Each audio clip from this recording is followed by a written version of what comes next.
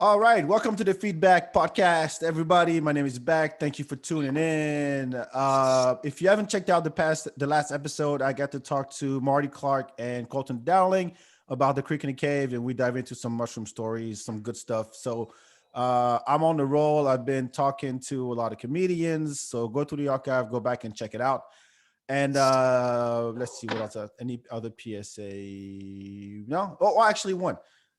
Do me a favor, go to iTunes, share, write a review, rating, whatever can help. I've been trying to focus, not trying, I am focusing on comedy. So I've been talking to a lot of comics, and in that vein, let me introduce you to today's guest. I got Dean Stanfield in the virtual building. How you doing, man? Pretty good, brother, man. How about yourself? I am good. I am good. Very funny comedian here in Austin, Texas. Okay, let's get it out the way because right before we recorded, you want to say what the fuck happened? I'm pretty sure everybody will figure this out through the interview, but I'm not like it's super technologically advanced. Like I'm not really sure how things are going. So here's the background. We started the episode. I was in my bedroom. I just got back from like working out, and so I didn't have any pants on, right? And I was completely naked, but I had my shirt on, and I was like, you know what? Bach doesn't know. It's a waist up interview. He won't know anything. And I saw my nicotine pin behind me, and I was like, and I had already started the click for the video. It started the video. I Yeah, didn't know, and I turned around, and I don't know how much Bach saw, but I'm pretty sure he got I saw everything. I saw your naked ass under this green shirt you're wearing. So, and I will. And you know what? Like I said, I I got will never pants on. I unsee got that. pants on now. Good. Thank you for putting pants on for a podcast. I forgot to tell you, yeah, we do video too. So go to Yeah, YouTube. no, This I will be was up on YouTube. definitely. Yeah, I don't know if that was recorded. If it's going in, I'm okay with it. Plenty of people have It's seen my not, ass, but but yeah, it's recorded in my head. That's what it is. that'll live between me and you, buddy. That's Yeah, gonna be this a me this and would you be a running moment. joke. Like, hey, Dean's ass, how you doing? Every time you turn your back on me, hey, I saw your ass I've once. seen that thing before. Yeah, Looks that'll familiar, fine. huh? Looks familiar. But That was anyway, great, man. I was going through your Facebook pictures, Okay. and I see you. I mean, you are what I would consider, not in a bad way, like a good old boy. Is that a thing? Like Yeah, no, like I'll a take it all for sure. Yeah, good American, old boy. like All like the Texan. fish, like the hunt. Yes, Wear a sir. cowboy hat, like a pure like Texan. When I think Texas, that's you. Like I appreciate that, man. Appreciate that. before I came to Austin, I lived in France, and my dad said we're moving to Austin, Texas, and my only reference was Walker Texas Ranger because we had it in France. Oh, That's exactly who I pictured was a guy like you. I mean, oh man, that is great, bro. Hey, actually, to speak on that, it's a little plug for myself, but if you have you seen the new Walker Texas Ranger? it's been like the ad's been popping up on my Instagram. Yes, That so we're on CW Ranger, is that what it episode. is? Yep, CW. Yep. Yeah. The new Walker Texas Ranger reboot, and I am in episode 6. Are you kidding me? No. It just released on this yesterday. The episode just came out yesterday, so you can watch it on CW. I am minute 4, and I'm for like 20 seconds. I'm only in it for 20 seconds, What but do you do? Do you have a I'm line? a prisoner. I'm a prisoner, Oh, and so I'm. It's. I mean, it's. I'm a background actor, but I'm there on the table next to him talking to my lawyer, and I'm just there, and you can see me talking, and I'm doing this and that. Like it's background acting, but I made it onto Walker Texas Ranger. So that's wow. another one of my plugs. Yeah, it's pretty big, man. Yeah, But I'll you, send you a picture of it. I'll send you. I got a please, couple like please. clipped out, so you can put it on the Oh, deal. hell And it's yeah, when hell yeah. I'm full mustache. I got the whole thing. It was great, man. It was a great day of shooting. That's dope, So man. I mean, literally, when I my dad said Texas, I said I'm gonna meet somebody named Dean at some point. somebody's gonna be in there. Like, oh Somebody's my. gonna have a mullet go walking around, and I'm like, yeah, there he is. After 23 years, I've met the guy. This is I've dope. met the guy finally. Yeah, but I mean, Yeah, so I man. was going through the pictures, and I'm like, you're all like clean cut and everything, and then it seemed like you were, I mean, having a good time, like a good old boy, hunting, fishing, doing all that fun Yeah. stuff. Alaska. Uh, Did you go through the Alaska posts? I don't know. Is that I the just scrolled fishing down, and then pictures? Okay, okay. I was just fascinated by the change in facial hair over the years Oh yeah, to go yeah. to get all the way to what you look like today. And you just recently, just this week, I shaved off the mustache. Yes, So yes. I've been rocking that one for a while. I've done the big beard. I've had a big old beard out here. I've done mutton chops. I've had the full mustache. I've had a smaller mustache, and I haven't gone clean shaven in a long while. So I think I'm gonna rock this for a little bit. Yeah, so it was weird to Um, see those pictures and then see how you are today. And I'm like, and it's somewhere in there you dove into comedy. yep. And I'm like, and I want to know how that happened because you seem to having a good time, Oh man, it's a blast, man. hunting all that stuff, and you're like, yeah, you know what? I'm gonna get on stage and talk some shit. Then talk some shit, man. I think So that's what where it was it? started. So man, I joke around. I say I view it as a curse, but so I built power lines for 9 years, right? So for 9 years, I built if you've seen, you know what power lines are, right? Yeah, we're gonna talk about the Like in snow the apocalypse industry. because you could have fixed that probably. Oh no, see, I wasn't working. If I was working, that shit would have been fixed in 2 days, Jack. But Really? no, I don't know. That's just It's all bullshitting, man. yeah. But no, so I built power lines for 9 years, and I'd got on stage a few times. I've always been like the personable, funny guy, telling Yeah. jokes and stuff. But it was never like really a possibility in my head. I didn't know how to do it. I didn't know what you did. I thought you had to like go to LA or New York. Right. And so 2 years ago, I started going to open mics, and I would say a year and a half ago, I started going like that's when I consider I started. Like a lot of people, a lot of comics are like, "Well, I've been doing it for 5 years." Like you went one mic a week for Yeah. 4 years, and then you've been going 5 nights a week for 1 year. So technically, you've only been doing it maybe 2 years. Yeah. Like I think you should consider your start as when you started being dedicated to it. Yep. And Makes sense. so I started doing it, and I just by luck of chance, man, I fell in love with it, and I would say about a year ago, I decided, well, actually, it was March of last year. I was in a vehicle accident, and I was in a rollover wreck, and I broke 3 vertebrae in my back, Yeesh. and I decided I was like, man, it just kind of lines up. Everything kind of lined up well where I was like, man, I have enough money in the bank. I've got enough savings to kind of try to make a run at this comedy thing. And I started doing it, started getting booked on more shows and more shows and more shows. I did a USO, Oh, really? a little USO tour kind of Wait, a deal. year in, you got to go to do the USO tour? Yeah, yeah. Well, I mean, with USO tour, we did 4 shows. We did 4 shows, Where we're in Fort and Hood or something? Or no, yes, we went to Swift, we went to Fort Polk, and then we went to another one in Houston, and in total it was 4 shows. wow, So within a year, yeah, it within your first year. was my first year. Yeah, but I mean, I had a lot of public speaking, but I mean, say first year, like I did about 6 months in San Antonio, and then I did probably another 6 months, like going to just random open mics here and there, not really like doing it, but not really doing it, working on it, but work was getting in the way. It was hard to get out every single night. Right. And then I would say about a year and a half ago, I decided to hit 2 mics a night, 4 to 6 nights a week. Started getting booked on shows, and that's what really became fortunate for me is I started hosting Andre Ricks. Do you know Andre? No, I know who he is, but I never Okay, met him. cool.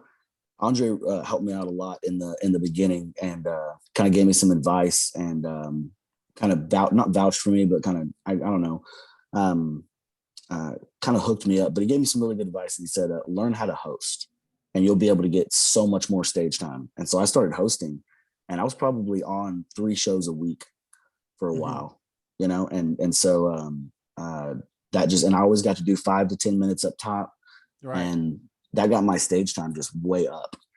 And I mean, since I stepped on stage, I've always had like a No, you're good. charisma about it. I appreciate it, man. That's how I met you because I met you officially at the Roma Room last year. Oh, that's That's the right. first time I Oh, saw you. And then that's. Oh, when I I didn't met know what you, you I were. met Pat, I Yeah, met Rob, I met Anthony, dude, wasn't that a and fun room, man? At the yeah, that end of was it, oh, it yeah, was the blast, man. It was a blast, dude. yeah, that was dope. That was That's dope, why I man. first saw you then, and I was like, oh, the mullet. There he is. Yep, there it is, man. It's the only There he one in is. Austin, baby. It's the But only one in Austin. did what pushed you to actually get on stage? Like, did someone say, "Hey, Dean, you're funny at the when we go on hunting, so maybe you should give it"? I don't know, maybe crack jokes about No, no, no, birds no. you shoot. So I have a man. I'll t- so when I was 9 years old, I got my dad got Rodney Carrington's Laugh You Bastards on DVD, right, for Christmas. Yeah. And we all got our Christmas presents Christmas morning, right? We all get our Christmas presents.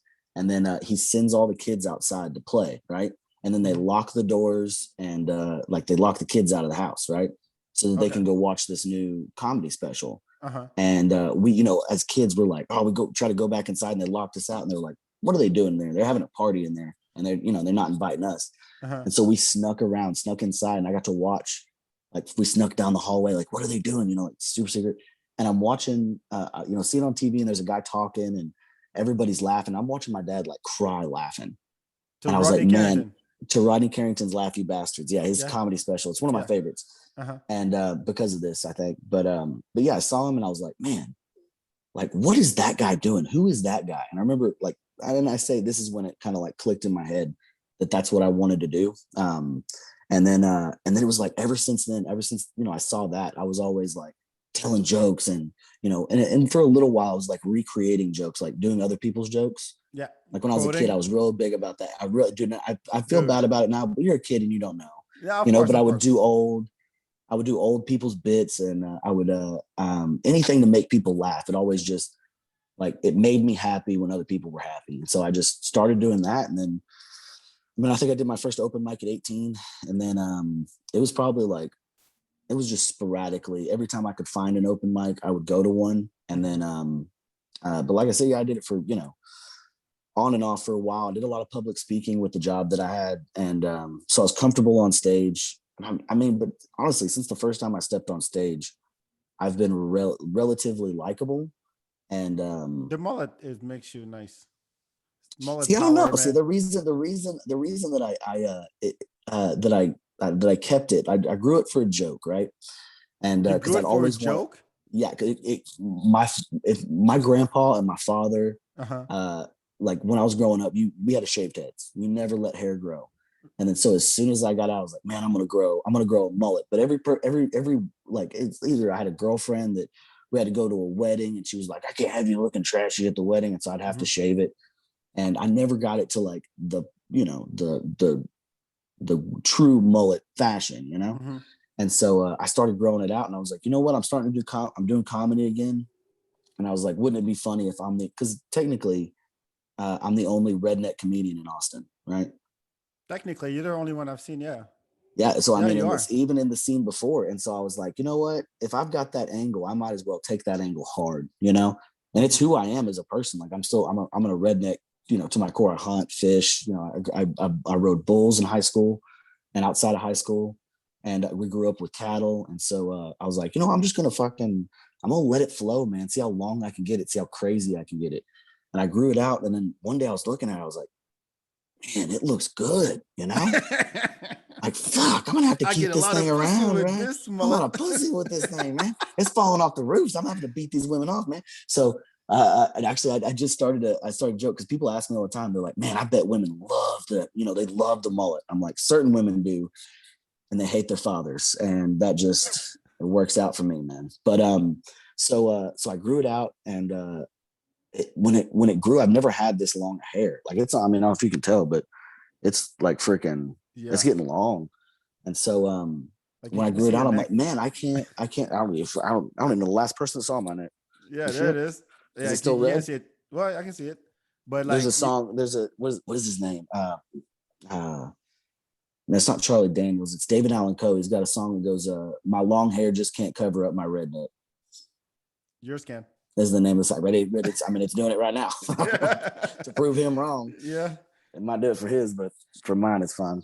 But anyway, sorry. But no, I started growing out, and I realized I looked at it a few months ago, and I was like, man, I can't imagine myself with short hair. Like, it doesn't even really. Like, I think this is here to stay. It's either this, or once I get tired of the mullet, I'll probably just grow long hair. But like, I mean, I look like a completely different human. No, you do. That's why when I was going through those pictures, I'm like, this is not the guy I met.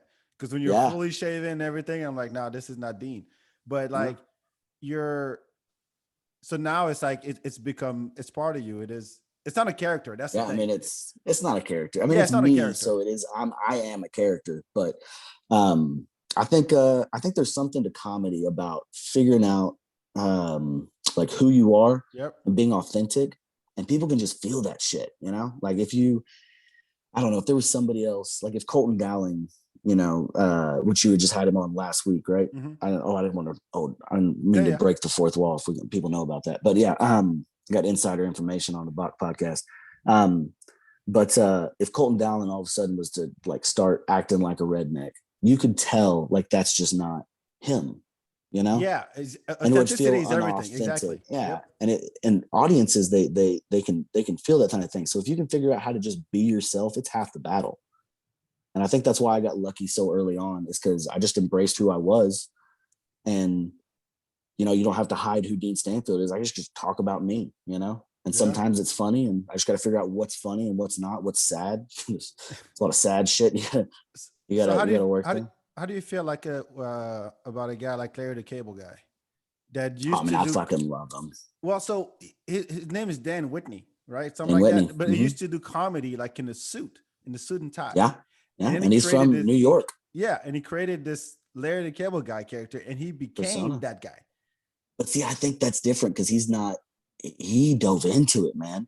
I I think with mean, Larry, yeah, with like Dan Whitney, I saw an interview with him, mhm. because I was kind of one of those guys that grew up on Larry the Cable Guy, you know? Yeah, blue I mean, he was our collar, all those hero in guys. the Yeah, blue collar comedy. Yeah, Ron White, Bill yep. Engvall, Jeff Foxworthy, they're all our heroes, you know, Mhm. rednecks, as far as redneck comedians go.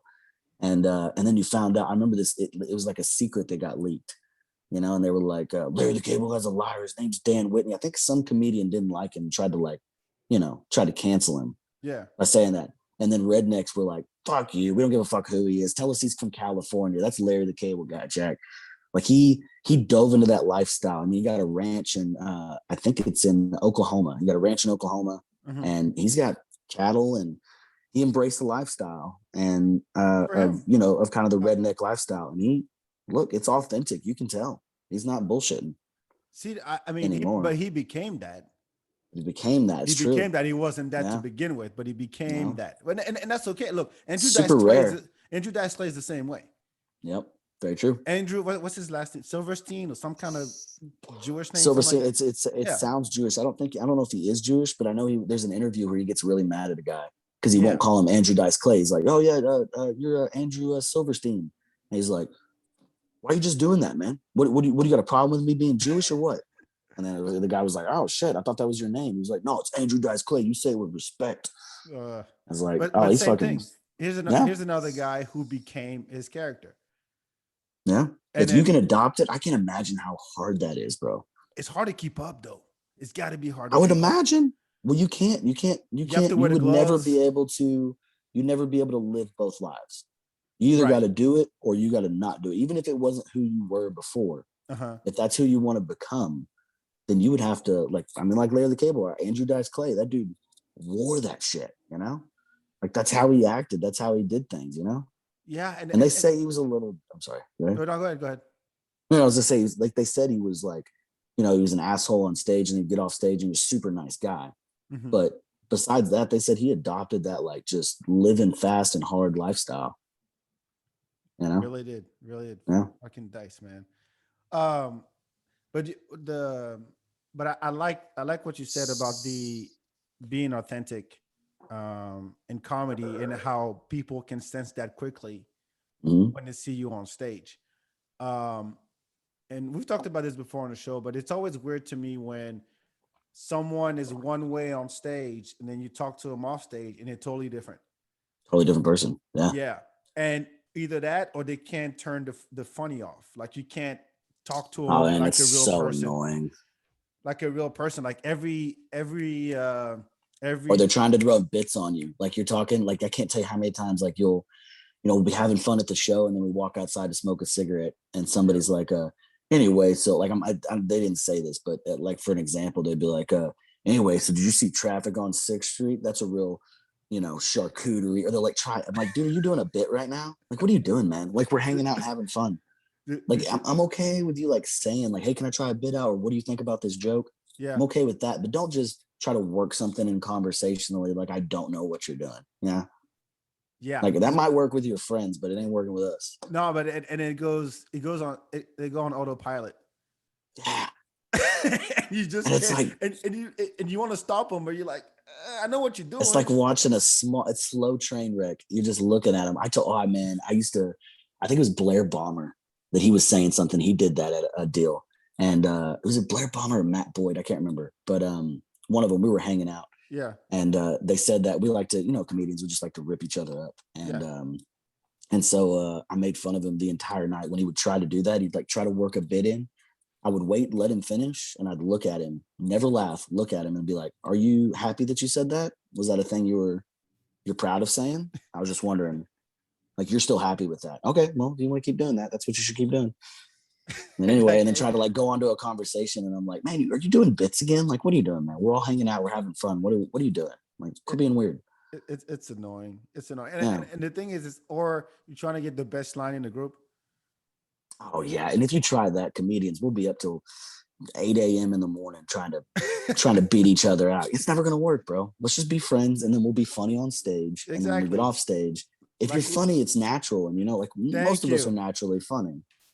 And so it's cool, but you can tell when somebody's doing a bit, like there's a difference between bit talk and then just bullshit. Just bullshitting right now. And then all of a sudden you start to work some bits in. It's like, man, it's just turns me off. I don't want to talk to you anymore. So let's go back real quick. So what is it about hosting that's different from just a showcase or just being doing open mic? So like what set of skills do you think are like required? Because I heard a lot of comics say, yeah, it's a totally different set of skills. If you can flex that muscle, then it's an add-on to what you're already doing, and I can open doors for you. But what are those skills? So I think, and this is just a personal opinion of mine. Sure, and there's not really a rule book. I'm just asking. No, yeah. Man, I think some people have it, some people don't. Like I definitely think you can learn how to do it, but there's just some people that are just naturally like, oh, you're going to be a good host, But I think the most important part is don't be selfish about it, right? So your job as a host is to read the room, bring everybody in, right? So let everybody know there's a comedy show going on, right? Through your jokes, you don't like literally have to say this stuff, but through your jokes, get yourself up here. yeah. Like sit your ass down right here. Sit your ass down right Come here. closer, motherfuckers. Yeah, let's talk about this. What's going on, Kim Folk? Are we having a good time? Huh? Look, what did I say last night? I had a good one last night. I love doing crowd work for hosting sets. Yeah. And there was two hot girls in the front. And I said, hey, management told me that I couldn't hit on any late, and I'm not looking at them, right? But I'm just talking to people, right? And I was like, management just let me know a couple of weeks ago that I couldn't hit on any women in the audience. And my answer to that is, don't put two hot women in front of the stage. Like, don't put them front row, and I won't hit on them. Like, it's not my fault. Sorry, ladies, how you doing? Are y'all single? Just like messing with them, and like they were digging it. They weren't weirded out, and I mean, I took a risk because they could have been like, ugh, but no, they were digging it, and they were like, woo! And I was like, hey, hot bitches. Ah. And there's some older ladies on the corner of the deal. And I was like, see, like these girls think I was talking about them, but I'm looking at the older cats over there. That's what I'm talking about, ladies. And then, like there was two older gals sitting on the side, and they were digging it, and I got off, giving them a hug. And that's what I love about about that Barrels and Amps room specifically, man. When we're in there, it's like, you got to come check out a show, man, for sure. Yeah, definitely. It's on my list. Trust me. I want to hit everybody. Yeah.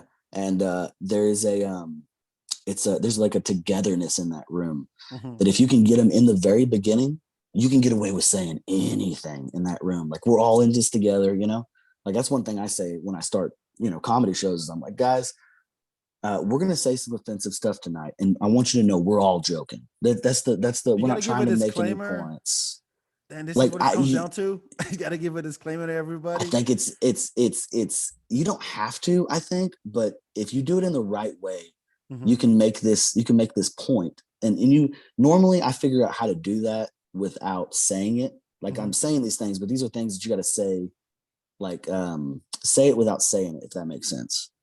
Yeah. Like, you got to figure out how to bring the room together, high energy, first of all, high energy. Yep. And then you got to figure out how to bring the room together. And if we can all get on the same page and we can all understand that this is a joke and we're trying to make you laugh. And if you don't get offended at anything, and we're going to have a good night, and then move on, and then, do a couple jokes. And then that's the hard part about hosting, is because the comedians are selfish and we're there for us, you know? Like when you're in the pocket and you're doing well and people are laughing at your jokes and they give you the light, you're like, fuck, you know, like I don't want to leave, you know, like this running the light is a big problem with comedians, you know? And, but I think it gets to a certain point where with a host, you are the one person that cannot run that light, you know? Like you can't at all. Like you want your goal is to get them on a high note and then get the hell out. Just with me, the first big laugh I get, if it's the first joke or the second joke or the third joke, whichever one of those hits really well, I'm like, all right, guys, y'all ready for a good comedy show? Like while they're still like at the height of that laughter. And then then that puts the next guy if he can just ride that wave, then the whole show will go well. You know, instead of like, I know a lot of hosts will like save the announcements till the very end. And that is the worst, bro. Oh yeah, no, that doesn't work. That's the word. You just got all the energy up and then you're going to tank them back down. And then you're going to bring on the first guy who's probably the worst guy of the show. Like, what are you doing, man? Like every time I see it, I'm like, God damn it. I wish these people would know how to host. Or someone just came and bombed and people hate the guy. And then you have to come back up and then bring the energy back up. Like, yeah, well, forget him. We got some more shit. Oh yeah. You got a bunch of lines in your back pocket. Like I take a napkin or like my shirt and I'll take the mic and I'll be like, ugh. And I'll be like, I'm not worried about COVID. I say it right now, but I'm like, I'm not so worried about COVID. I'm just trying to get the unfunny off this mic real quick. Hold on. Sorry about that. Hold on. I got you all. And just fucking throw him under the look, bus, bro. If you've been doing it for long enough, you gotta have like some canned lines you can just insert here and there just pick them up. Yeah, pick them up. exactly. Pick them up. Yeah, exactly. But I think that's the best. If somebody bombs on stage, it's a dick move, kind of. Yeah. But if you're in comedy for a while, if you bomb, it's your fault, you know? So you don't want to ruin it for the rest of the show. So I'll go up there and I'll just shit on the guy. Oh, of course. Or I'll walk up there and I'll be like, oh, sorry, guys. We found that guy outside behind a dumpster. We're just, trying to give the guy a chance. Everybody give it up for the hobo behind the dumpster, you know? And just messing with people, you know? Dude, I wanted to share a story with you. I just had my first, last night, I went over to the Wanderlust wine company. Cool. Yeah, Gabby's one. Yeah. Shout out to Kristen and Gabby Montenegro. Hunter was hosting. Hunter Duncan. No, the other one. Hunter Stair. Yeah. Yeah, Hunter Stair. Yeah. He was hosting. Gabby showed up and did a set, but it was a tough crowd, and I stayed. I mean, I went towards the end because it was my first time, and I got to see everybody go up, and everybody struggled, and then I went up. And I killed for the first time, dude. Really? Dude, Dude, congratulations, man. Are you still riding that high? Yeah, because I was good, that's awesome. I tried a new joke, but I know you've heard my shit. Like I had this thing about how Arkansas is white and stuff. And then right in front of me was a table of 6 girls, and one of them goes, "I'm from Arkansas." And I'm like, yes. Man. Drunk white bitches, man. Yes. Especially a drunk white bitches on wine. Oh, forget about it, dude. They're the best. And then she goes, I was like, yeah, y'all know DMX, and the whole table got up and started rapping a DMX song. Jesus, dude. Those are the best, man. Those are the best nights. Dude, I was in it, and I talked to them afterwards, and they were like, "Oh yeah, this is awesome. We just came, drink some wine, and we didn't know there was a comedy thing happening, but we love it." And I'm like, "Look, y'all need to keep up because they're like, where's the comedy?" I'm like, "Dude, wake up! It's everywhere. It's everywhere. Every night of the week, everywhere, and it's gonna keep growing. So follow these people, and then you'll be up point." And one of them was like, "Yeah, if you make it big, I'll be like, yeah, I saw back for the first time. I won the last." I'm like, "All right, don't get crazy now. If you ever get on a Joe Rogan podcast," I'm like, "Whoa, hold up now." Oh, easy. Don't get no. I mean, if you know Joe Rogan, hook me up. But yeah, I just had a good night, and then I went over to the Romo room, and I tried some other new shit, and I was like, I don't give a fuck, guys. I just killed tonight. I don't care. Y'all can hurt me. I'm good. Do what you want to me, baby. Do what you want. I don't care. I'll go out tonight. We could play Yahtzee right now. I don't give a shit. Dude, that's the best feeling in the world, man. I love it. It really was. And that's one of the reasons. Do you ever do a Lucky Duck? I've seen you at Lucky Duck a couple times. No, I haven't done that one yet. Oh, you have not? You haven't I've done Lucky Duck. No. Oh, okay, wow. Must be. I've been confused with another black guy. It wasn't me. Hey, I was, listen, man. I'm not gonna touch that. Listen. I think I'm bigger than Miles, but come on now. I don't sound like Miles or look Oh, like Miles Johnson at I've all. got some good. I've got some good stories about Miles Johnson. We'll have to get into that here in a little bit. You remind me. I got some embarrassing stories about Miles. And Lando's Um, twice my size, so I'm not it's not me. and Andre Ricks. No, what was it? So the Lucky Duck is one of my favorite places. Like I'm pretty much bomb proof there. Like I can bomb everywhere. I could be having a horrible week. I'll do 2 horrible shows at the Romo Room Mm-hmm. in front of like comics, and then I'll go to the Lucky Duck, and I just, for whatever reason, I mean, it's just my crowd, and like I'll Like go in there and I rednecks, just start going, no, it's whatever Austin people, right? but But there's an they're audience. just, It's not just comics in the audience. There's no oh question. no, there is a Oh, giant. I'm sorry, I apologize. it's all good. There is a giant. There's probably 30 or 40 audience members there a week on Really? Wednesdays. Yeah, if you're not doing a Lucky Duck, man, you're messing up. You got to Wednesdays, whatever you're doing at 8 o'clock. You got to be there by 7:30 for sign up.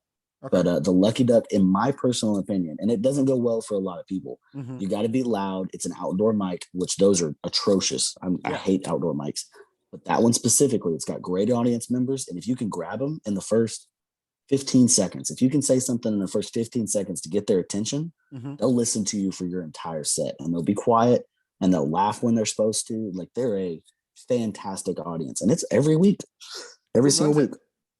Marty Clark. Oh, it's Marty. Okay. Yeah, it's Marty. Yeah. Yeah, it's the Wisecracks. That's right. That's right. That's right. Yeah. Yes. Yes. So, but I mean, in the open mic, there's 60 comedians sign up a night, No shit. And people stay the whole time.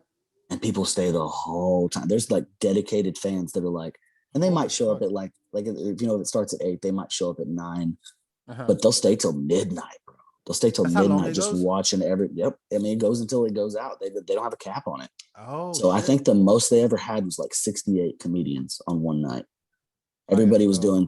doing 3 to 4 minute sets. I think they Uh-huh. do 4 minute sets until midnight or till 11, and then they go to 3 minute sets just so they can wrap it up. 68 Yeah. comedians, bro. I don't even know what 3 times 68 is, or I 4 can't do times math right 68. now. I know it's Friday, but I can't do math right now. That's fucking Wow, that's insane, crazy. dude.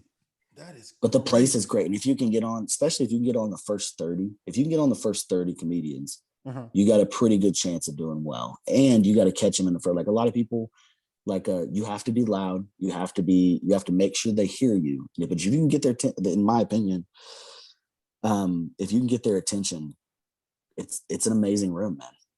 It's one of my All favorites in right. Austin right now. To be added to my list. Yeah, Gotta check it out. yeah, do it, Yeah, Buck. I've been trying to hit. I'm trying to do maybe like 2/3 mic, 1/3 showcases. That's good. That's a good ratio. Just so that, because I mean, I get so inspired by seeing other people. Like Yeah, I'll stay at an open mic and stay the entire time and just watch that's everybody hard, go. man. That's Because hard. it's hard what to stay It's to hard to watch other stay people for ball. me, dude. Like, there's a certain part of it that I get like You cringe. oversaturated. I think it gets cringy, and I feel bad for them. And then at the same time, what's really hard for me is like watching people. Like it gets later on in the night, and I watch a comic, and it's not going well for him. Mm-hmm. But it's a joke that he's been doing for 6 months, and it's still not working, and he still hasn't thrown it out the window. And I'm like, Right. man, like I want to tell him just like get rid of it, just fucking talk. You're gonna do better if you just fucking talk. Go off the top of your head, do something else. Obviously, I don't know why you have such an emotional attachment to that joke, but fucking it's 6 months and there's nothing to it. And you've been doing it 5 nights a week for 6 months. Fucking give it up, bro. Give it up. Yeah, I mean, Shoot that. Take that joke into the back pasture and shoot it in the back of the head, man. That needs to go see you'll do it Jesus, for him. dude. I'll do it for you, dude. Trust me. Whatever I need to do to get you to not tell that joke again. It makes me feel it in some weird way. It makes me feel like I can't be funny, you know? Like if I Really? hear enough people not be funny, it starts to, in my head, I'm like, fuck, do I even know how to be funny anymore? Like this is fucking depressing, man. Like it gets to That. me after a while. I can watch like Uh-huh. 30, probably 30 comedians. But after that, man, it's like, ugh, this is getting sad. Well, my thing is that it's hard to tell if a joke works if you don't have non-comics. If you only have comics in a room, and that has been my not a struggle, but my issue because I'm like, because I enjoy the craft of it. I enjoy the writing. I try it out, and then I go back. It's like a puzzle. I shift things around, change tenses, Yeah. change the reorganize sentences, change words here and there, Put and I extra try not to do it taglines. the same way every time. But you can't gauge if it works if you're doing it in front of a room of comics that have already heard you do Make the that joke before. premise. They know Yeah, where you're going. Even exactly, if you do it differently, and even if it's a better exactly, tag, they're exactly. just like the most you'll get out of comics, in my opinion, a lot of times. And I think it is probably the number one not hindrance, bad habit that I have Hmm. is when I go into a room and it's only comics. If I try to do anything that I think they've heard before, like if I look into the audience and I say you, I see Pat Bernard, I see Spencer, Hmm. I can't in my heart of hearts, I can't do any bits that I'm like that are almost done, you know? Hmm. If I think you've heard that premise before, I'm like, nah, fuck it, I'm going off the list. I gotta do some new shit because I'm like, you've all heard it and you're gonna cringe. Whereas I should power through that and I should, work on that joke and get my timing down and get what I want to say, exactly the Exactly. cadence. But I can't do it, man. I mean, I can do it and I have done it, but it's probably the hardest thing for me is to be able to sit for a room full of comics and work on jokes that I know they know, you know? Exactly, and that's why I told those girls after at Wonderlust last night, and they were like, so it's like, so this is this is an open mic.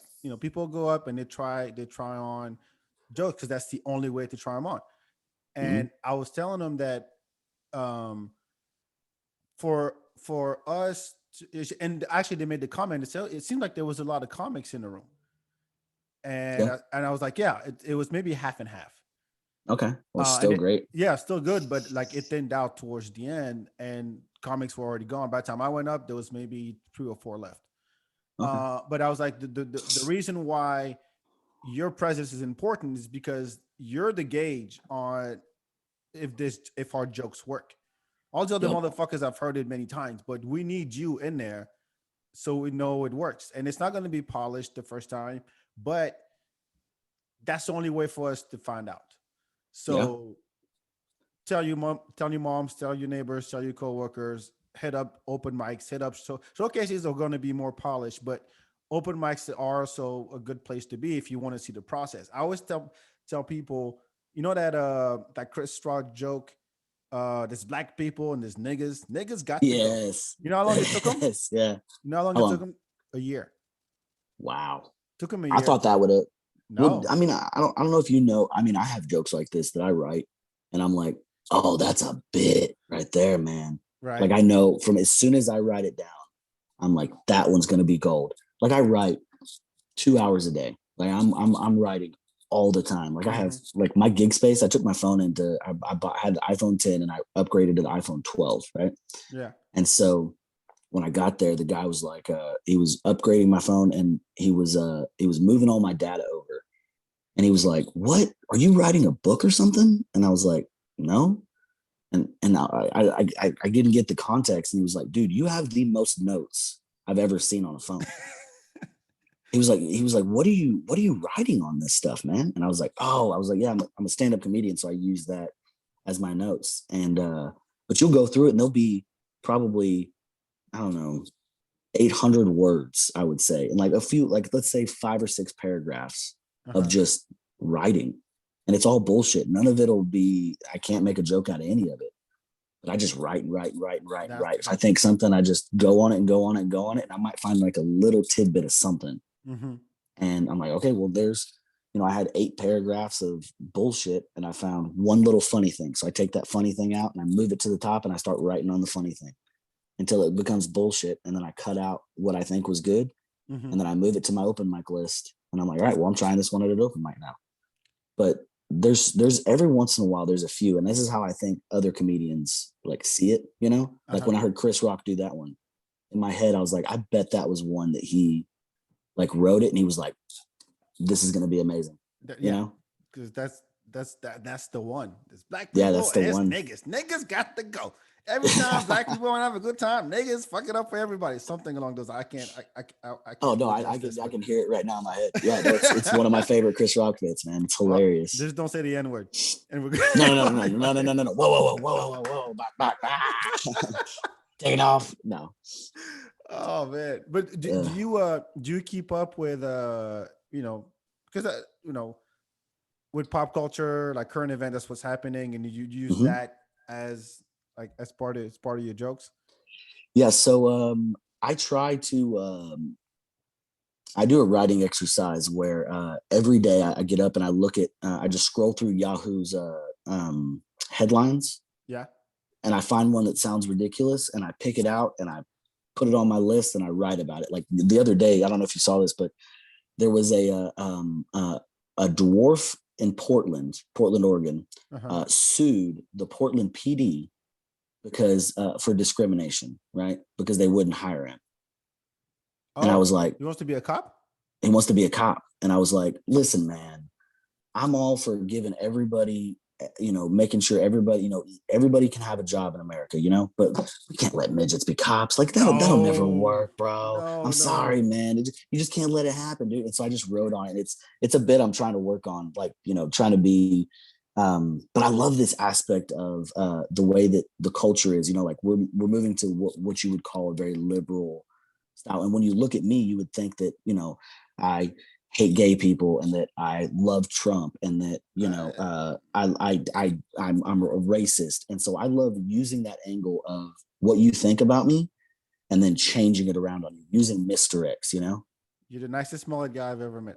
Oh man, thank you, brother. No, Well, that's but another thing. Like, I hate when people say rednecks are racist. All rednecks are racist. All no, rednecks hate gay people. It's like, it, no, motherfucker, that's not how it is. it's I mean, first of all, it's all based on some truth.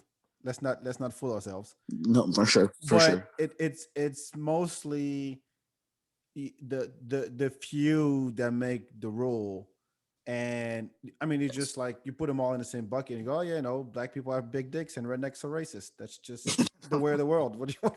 What do you want Yeah, from me? and then everybody just jumps to, and it's like, man, I want somebody. It would make my day if somebody went to a show and they were like, man, you were the first mullet I've seen that's not like when people are like, oh, all mullets are racist. Like, I don't know, this guy named Dean. So this guy named Dean had a beautiful mullet. And that motherfucker was not racist. Yeah, but You you have know, a baby face, I didn't so hang it there for fucking him. helps. I have It a fucking comfortable helps. face. All the time, people, man, Yes, they're like, but man, you have a really like welcoming, comfortable face. I'm like, are exactly. you? Like, that's not a Yes, bad. It sounds like a backhanded compliment. Like, you couldn't. You're not saying I'm pretty. You're not saying I'm cute. You're I'm saying I saying I have a have a baby face. welcoming. Yeah, you're saying I have a baby face. What the? I'm saying there's two types of mullet wearing guys. There's the That's very ones with the true. mullet and they look angry all the time, Hmm. and you're like, I don't want to fuck with you because you look like you shoot. you, Like a grand wizard. Yeah, no, yes, for like sure. yeah, exactly.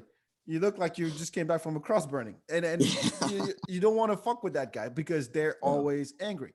And then Yeah. and you come along and you're smiling, you're laughing, you're not taking yourself too seriously. I mean, Yeah. talking to you within 5 seconds, you're like, okay, this guy's not an asshole. Well, I don't know you that well, but for now at Yeah. least, you're not an asshole. So far, I'm not an So asshole. Yeah, far, you're I good. can be. We're in an Nah, man, hour I can't in, be an Dean. asshole. I think Are you're we an good. hour in right now? Yeah, that's what. Yeah. Holy cow, man! That went by fast, bro. That went by fast, man. We're not done. If you We're have any more having time, fun. yeah, No, this I've is got. I dope. mean, I'm good with it. I This don't is know how what I long love. people want to listen. How This is what. lassen? What the fuck was that? I don't know how long people want to listen. I love how my redneck voice comes out every once in a while. Like when I go home to see my family in Louisiana, I'll come back, and it's hard for me at mics. Like I'll come back and I'll talk to people. And the girl that I'm talking to right now, I just got back. I did some shows in New Orleans. Uh-huh. 3 4 weeks ago, and Uh-huh. I got back and I saw a little bit of my family, and but I was around a lot of Cajun people. When I do, I start to pick up my Cajun accent again, and so I get like real. Like I'll come back and I'll be like, hey man, how y'all doing? Like, hey man, what's going on, man? We're talking about things, like that. And then my girlfriend was like, you just said like 5 sentences that I don't understand. I'm like, what? She's like, your accent is just thick today, Dude. Yep. Or if I start drinking tequila, man, good luck, brother. I'm either going to be talking Spanish, I'll be speaking Spanish, or I'm going You to be speak Spanish fluently? speaking redneck. Yeah, well, so I grew up, I finished high school in Los Fresnos. And so I was there and I stayed in the Valley for 6 years. And so I was pretty fluent when I left. and then I've been here for 6 years now, and so it takes me I can understand a lot more, and then once people I gotta talk, like my accent messes me up, and so when I speak to people, also the Valley Spanish is way different than like even like between like Guadalajara and like Cancun, like just the way those you two said styles of that. Spanish. Just the way you said Guadalajara, I can't even. Guadalajara, yeah. Guadalajara. Yeah, you said it Dude, right. oh, so I brought up Gabby Montemayor last night, and when I bring her Her up, last name. when I bring her up, and, Montemayor. or Montemayor, and or who's his name, Francisco Ricon, Yeah. and every time I bring him up, like what's one of Francisco's lines that he does? He said, "Dean is the Dean has the best pronunciation of my name, and he also owns a horse." He's the only guy that owns a horse and can pronounce my name correctly. Like it cracks me up every time. But no, so I was relatively fluent when I left. I wouldn't say that I was the best, but my vocabulary is still there. But every once in a while, somebody I'll be ordering food, and they'll hear like I can roll my R's, and I know how to order food. Like I'll always be able to know how to order food efficiently, right? Mm-hmm. And so I order food, and they're like, "Oh, just how is this one going?" I'm like, "Oh, poquito." I'll tell them like, I'm from Los Fresnos, and so like get to talking to them, and then once they hear that, they just start going. I'm like, "Whoa, bro, not that fast. you got to slow that shit down, brother. You got to slow that shit down." And then, but it's a cool thing, man. Especially having a mullet, people they get very withdrawn, and they hear I speak Spanish, and they're like, "Oh shit, man, that's interesting." So hell yeah. I mean, I'm French, and if I go to France and I come back, same thing. Like my French naturally comes hear out your more accent now. Yeah. Yeah, because I speak French to my son. I only speak French to him. Okay. So I have to really. How old is he? He's 3. Nice. Is he fluent? Or I mean, is he starting to speak? Yeah. I mean, I'm 3 years old. Do they talk yet? Yeah, he goes to a French school, all French school. So he wow. I only speak French to him, nothing else. I don't give a fuck who's around. I only speak French to him. That's cool, man. And he gets it. He counts to 20 in French. He knows his body parts in French. He's good. He's fucking good. And he gets it. Man, that's awesome. But so, oh man, for the ladies, dude. Oh, for the ladies growing up, I never man, used it. No, dude, I never used it. It's having an easy card, bro. What are you doing, man? I don't like easy. Okay, I guess so. That's very true. I don't like man. easy. That's very true. You would That's think. Very true. I came to this country at 16, and I had to start over with girls. Oh, I would have never started over with girls, man. I'd have been like, I mean, I don't know. I think this is. Tell me if this is a French phrase. It's about John Caparulo. Yeah. Okay, so he's got this bit that he does, and it's one of my favorite bits that he does. But he talks about French guys, and but the French guys in Canada, and he calls them like they're French people, but they're also like little bitches. Yeah, and they go. I think the saying is "Et tu beau fauché là-bas." Like, "Et le quoi?" "Et tu beau fauché là-bas." I don't know how to say it really, but it's the. What does it mean? It's supposed to be like a like I can take your girl, or we'll have to we'll talk about it open mic. I'll show you the bit. I'll show you. I don't like doing people's bits. I don't like doing people's bits. That's his bit. But yeah, there's this funny little thing. So anytime I would like somebody be like, do you speak French, or like because I speak Spanish, like do you speak any other languages? And I would just say that. And they'd be like, "Oh, you speak French?" I'm like, "Oui, je parle français, bien sûr." See, okay, nobody first knows. I can get away with that shit. No, okay. First of all, let me correct you right there, because I'm tired of people saying doing this shit. The ha thing, the ha is not a thing. It is not a thing. I don't care where you go in France. If you go to France and you land in Charles de Gaulle, and you go to the security guy, and he goes, "So where are you staying?" No, it's not gonna. Nobody says that. That's like when I go any places, and this might be for you as well because you're from a different place. But like when I fly to like Vegas, or when I fly to anywhere else that's not in the South, and people find out I'm from Texas, they're like, "Oh, howdy, partner. You gonna, did you get off your horse? Like, you ride your horse to work every day?" Like I can imagine it's the same way, but I delve into it with people, because people are being assholes in that situation. Right. Maybe they don't know, but maybe they do. They probably do, but maybe they don't. But I'm always like, yeah, man, I rode my horse to work 3 days this week. I take my truck every once in a while, but when I can take my horse, I take my horse. It's totally a lie, but I'll feed into it, man. Well, the joke I make about being from Africa, when people think Africa, they think Zamunda and Wakanda and Nigeria, Wakanda a but place? huh? That's in the comic books, but Wakanda is an actual country. Of course not. What's Okay, well, when you said it, you were like, yeah, you would have said like Nigeria. Well, you said 3 actual Zamunda from Coming to America, Wakanda from Black Panther. Those are yeah. fictional countries, man. Okay. No, but Yeah, like, I thought so. I thought so. Holy crap! Say that. You do sound like a red. That was a redneck moment just now. It was an ignorant. It was an ignorance thing, and I don't know I'll shit about African geography. Dude, I barely know anything about anybody else besides Texas. Everybody else, I'm like. So when I meet people and I say I'm from Africa, they think, oh, I run around naked with a spear and a shield and, I hunt lion for breakfast. Like that's what they think Africa is. Outside of Nigeria and Kenya with the safaris, that's it. And so when I came here and I would tell people, yeah, I'm from, I would get offended actually. Because I rightfully would say, so. No, hold on, because I would say, hey, yeah, I was born in Africa, but I grew up in France and I live in Austin. And they go, oh, cool. And I'm like, that's it? Like, do you meet motherfuckers like diverse. Me every day? Like, seriously. This is seriously. I'm like, you have no questions for me. Like, how did I, this is not a bit, by the way. This is really what happened. I can imagine. And the only people that I connected with are the people like, oh, that's interesting. Like, tell me what's it like in France? Like, you came here at 16. French girls are one way, and then you come here, you have to start over with American girls, totally different ball game. By the way, imagine, dude. So yeah, totally different. So French girls. I mean, if you listen to stereotypes, French girls are more very passionate people, and they're not afraid to tell you how they feel. That's what I get when I think of a French girl, right? Because I met a couple French girls, and they're all like very forward. I met one in college, very forward, and very she was fucking forward. She was just like, hey, like we were talking and we were vibing. I knew how to dance. And so I know like Spanish dancing. And so, and I know how to 2-step, country dancing. It's very similar. Wapango is the style of dancing. And it's Tejano, which is like country, Spanish country, right? Mm-hmm. If there's country music in Mexico, it's called Tejano. Right. And you dance to it with cumbias or wapango, or the 2 styles of dancing. And I know both of them. Cumbia's and so fun. I like cumbias is fun, bro. It's so great. And if you know how to do it, it's such like a natural movement. It gets girls going into it. So I danced with her one song. And then it's like 9:00 maybe. We still have a full night of drinking. And she was like, and I'm not going to try to do the French accent, but she was like, I'll do it for you. Because that's what's gonna end up sounding like. I'm not gonna lie.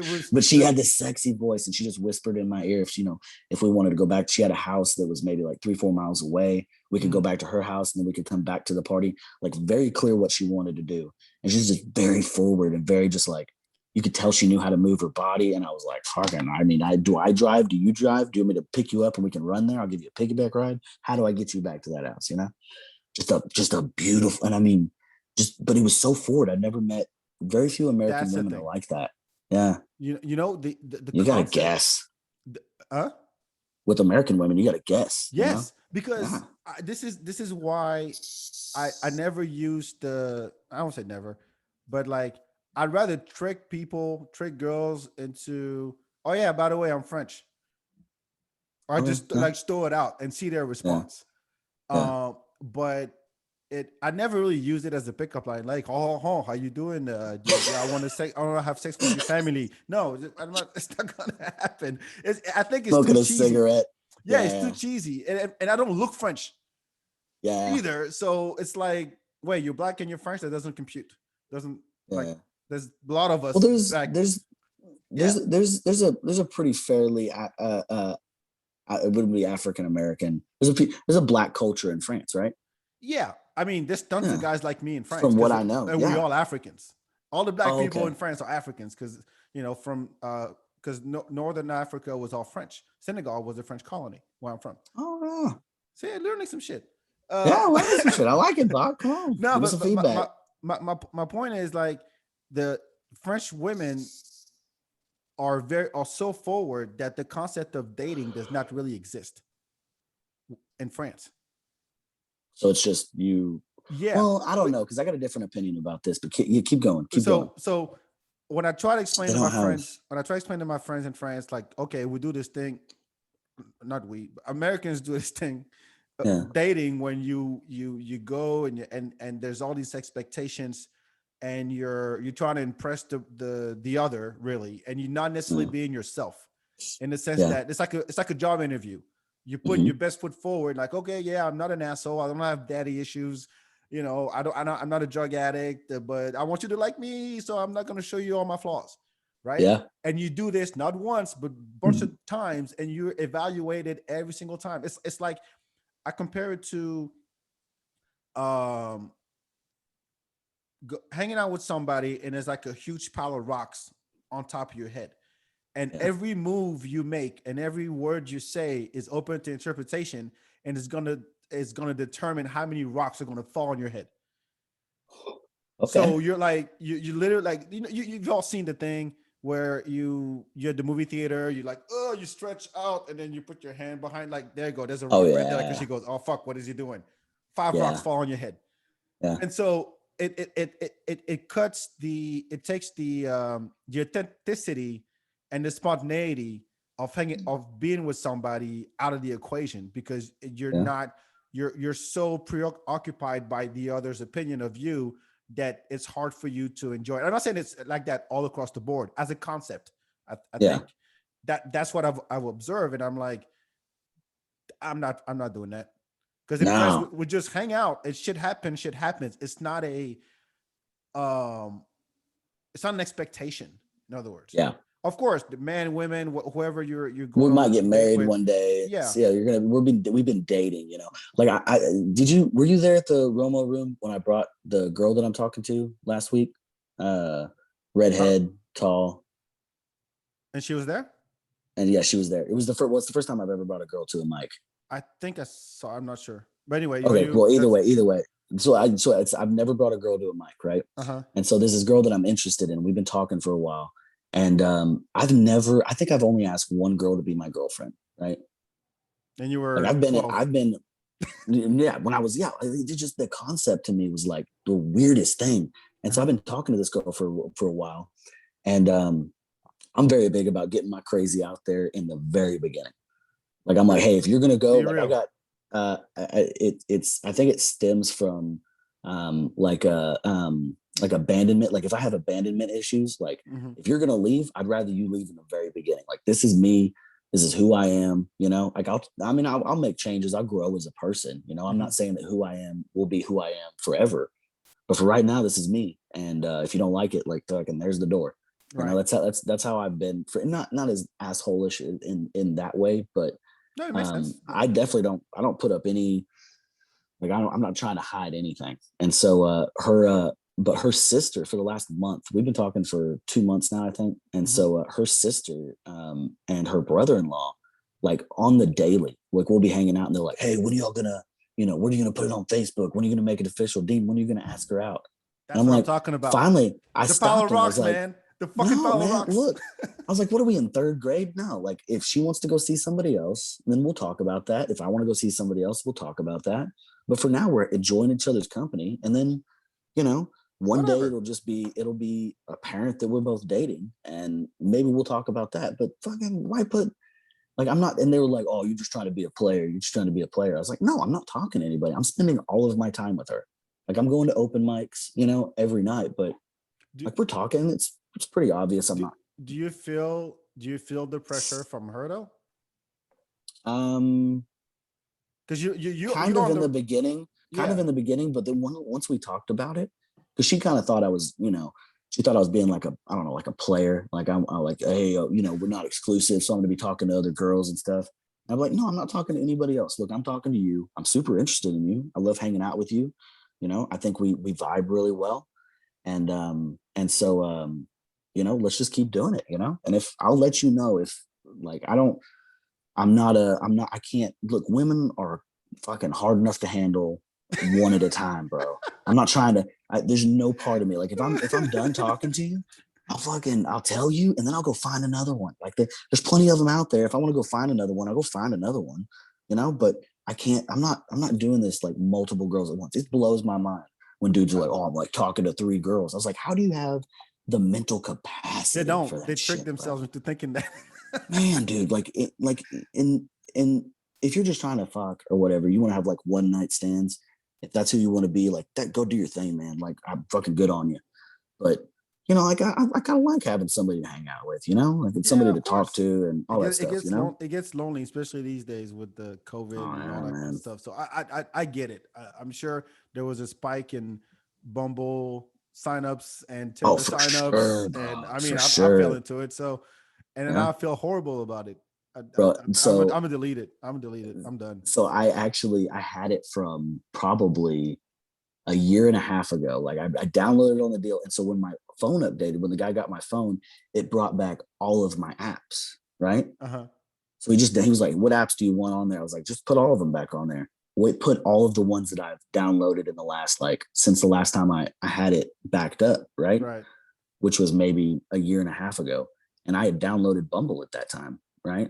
And because I was using it, I was at Yeah. Mike's and stuff. And so I just sit at Mike's and Swipe honestly, I got like right. I don't oh, care. for sure, man. No, Right. I'm trying to get weird dates, bro. I'm trying to get comedy material. I got some good Oh, ones. I got some good ones out of it, dude. Crazy, just I'm crazy. sure Like you I do. had one girl that she went to we were on a date and she was like, oh, I told her, I was like, hey, it's going pretty good.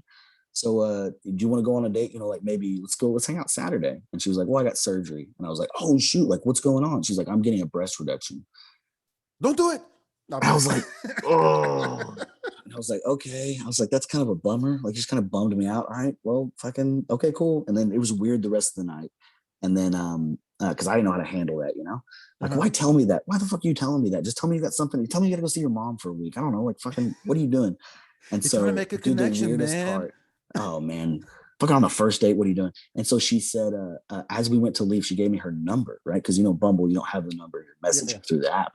And so she gave me her number. And so she was like, and I was heading to a mic, by the way, but right after this, right? Uh-huh. And so I'm heading to the mic, and she'd handed me her number, and I was like, you know what, I'm just gonna keep it just in case. Hey, this is Dean, and I was like, hey, and she was like, what are you doing tonight? And I was like, well, I'm going to this mic, and then probably head home. I got an early morning in the morning.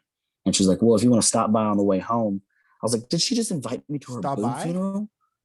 Yeah, she wanted me to like stop by for a hookup. And I was like, I'm the last guy that's ever going to see your boobs. Like, that's your boob funeral. I don't want to go to your boob funeral. That sounds, I was like, fuck that, dude. That's a You didn't weird, want like, it. it's the, You didn't want you don't want that to be the last responsibility. guy that ever, no, Yeah. no, I mm-mm. remember I was the dude. I was That's the a last flag. guy. I should have just done it. The Yes. fucking And guilty part of immortalize it. She it. was Take a weird. picture. She Like, was remember weird. see what you did. Look at what you click did. click. We'll see if you like that decision. No, she had very big cans. She needed to get those things She had handled. back problems. I'm sure there were big back problems. So yeah, big back problems. That's why she was getting it done. But so anyway, the deal downloaded again, right? So Uh-huh. the Bumble re-downloaded on my phone, and I didn't see it, right? Genuinely didn't see it. And so the girl that I'm talking to now, we were hanging out in bed, and we were like, I was like scrolling. I was gonna show her Snapchat, and then she stopped and she was like, "Is that Bumble?" And I was like, "What?" And she was like, "Oh, don't play games. You got Bumble on your phone?" And I was like, "No, I don't." I clicked on it. I was like, I didn't even see that re-downloaded. And I was like, being genuine, like, look, there's no messages or anything. And clearly, I haven't been on here in a year. And she wasn't as mad. This is the funny part. She wasn't as mad that I had Bumble downloaded, Mm-hmm. but that I needed Bumble. Like that was the part. She was like, "What do you have Bumble on there for? Like, you need that to talk to girls?" And I was like, "Listen, not of all. Like, she's smoking hot, right? Smoking hot." And so I was like, "Not everybody, you know." Just has guys buy them beers at the bar Dude. every single night, dude. Oh, Like some of us have to meet people in different ways. Like I'm I not going have to church a every day, so actually I was at dinner with some friends on Tuesday for my birthday. Woo-hoo. mm, happy belated, bro. Thank you. Thank you. I'm an old fuck, but you can't tell because I'm black. Um, so How old I'm do you at think dinner I and am? huh? How old do you think I am? 31, something like that. Okay, 27, but I'll take it. I thought you said I How had old a do you think baby I face, am? bro. I'd say 35. All right, just turned 39, so I'll take it too. Okay, there you go. Yeah. I haven't I mean, changed it's not the same. You Yeah. said I was way older. You're young. We'll take it. To me, like 31 and under look And all the same to under, me at this is that point. the year that you started? Yeah, like anybody from like 21 to 31, you're 31. Yeah, I mean You're 21 and younger. my Bumble bracket is starts at 34. Anybody under that is like I got nothing to talk Really? about. I do Yeah. mine. I do mine at 20. I change mine every year. My oldest sister is 20 is 22 now. Uh-huh. And so every year, next year she'll turn 23. I'll raise the bracket up to 23. Right. Like I So can't date anybody younger than her. yeah, me Like I too. My couldn't. youngest brother Yeah. it will be 32 this year. Yeah. And I'm like, I can't date someone, I can't be with somebody younger than him. But we Yeah. have a lot in common because he's my brother. But I'm gonna push it to 34. But I've talked to 29-year-olds like in person, not on the apps, and I'm like, I Yeah. got nothing. I even feel weirded out when I go to concerts or I go to festivals Ah, surrounded by. I'm like, I can't. I I feel got that. nothing. I feel that with like 21 year old women. Like I talked to a Same girl. She thing. was It just shifts.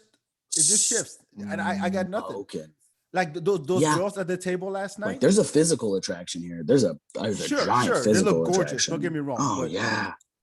that table of girls at Wanderlust last night, they look young, and I said, "Yeah, I'm using DMX as a reference. I'm not sure you know who DMX is." And they're like, "Oh, we know DMX," and then they're like, "We're not that Yeah. young." And then they started rapping, and I'm like, "Yeah," Yeah. because I was afraid that it was gonna be, "Yeah, y'all don't know the Rough Riders anthem. I don't have What is any that? Oh Cardi man, B. come on, dude. I don't have any Cardi B songs or fucking Little Uzi Vert, whoever the fuck is rapping these days. I don't even know." Um, Little Nas X. but Yeah. here's the thing about the whole. So I was at dinner with my friends, and one of my friends like, yeah, I've been on Bumble, guy. I'm like, I've been on Bumble for like a year or so, and he has whatever. There's a lifetime subscription or something. Bumble is either Bumble or Hinge, one of the two. There's like a lifetime subscription. He got that Oh lifetime, wow. and he's been on it for a That's a year. ballsy move, bro. A Yeah, lifetime? You want a yeah, lifetime of it. You're yep. supposed to get that app, meet somebody, and get the fuck off of it. I've No, never because paid. I've never so paid for anything on those apps. I didn't so to know. his oh no, they get you. I'll break it down Oh for you. yeah. So Yeah. he's like, look, I've been swiping right for over a year now. I've gone on dates. And then my friend, my girl space friend who's sitting at the table was like, oh yeah, I was on Bumble for like a month or so. I went on 4 or 5 dates. And he goes, exactly. It's a numbers game. I had to swipe hundreds and hundreds and hundreds of bitches just to get one date. And you got on for a month and you got 5 of them. It's really for you guys because it's hard for us. It's Oh yeah. he went off. It was hilarious. Dude, that's And great. it's That's the true. best, man. And Yeah. all And they the don't girls. realize how difficult dating is. Like they think that it's like just, oh, I mean, yeah, I mean, you meet 4 or 5 people a month and you can pick one of those and date them. Yeah, you throw a rock at this I point. was like, It's fucking really what? Swing a dead cat, man. Swing a dead cat and you'll hit somebody.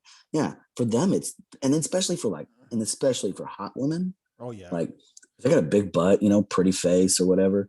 Like I'm gonna sound super misogynistic now, but Go ahead. it's not hard for them to. I'm sure they're getting dick thrown at them Dude, like fucking I found out. oranges in or is that what is it? What is the it's in I think that's in Italy where they have the orange festival. I don't know that Have you one. seen that? I know the Oh tomato one where they dude, you throw gotta watch tomatoes that. all over the place. No, that's in Spain. That's in Spain. That's in Spain. That's in Spain. Yeah. There's one that they do oranges and they're just fucking murking people. They just got carts of oranges and they're just like maybe from like I was gonna say from me to you, but like maybe like 5-6 feet away. They're just fucking pelting each other with oranges, man. It's one of my favorite. Like I watch that.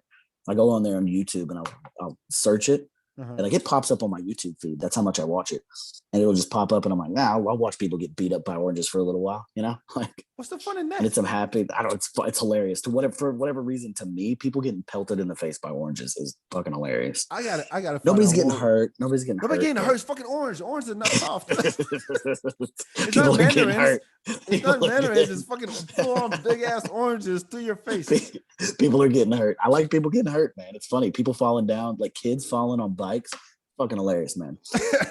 You know, one Fucking of love it. my favorite internet video of all time Mm, is it's a ballsy statement. last 3 seconds.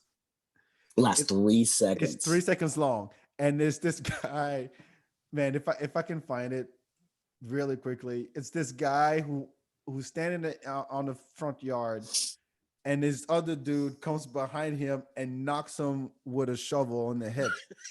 And it's only 3 seconds long, and the sound the dude makes, Have you seen it's the girl just one? There was one that was going around about a girl, and they were fighting, they were yeah, brawling, and then one kind of girl, like and that that. girl just fucking boom. It's like, oh, there's gonna be brain damage. Like that's amazing. I don't know Yes. why it brings me happiness, but it does bring me happiness. You know, Oh, violence. Choose violence, man.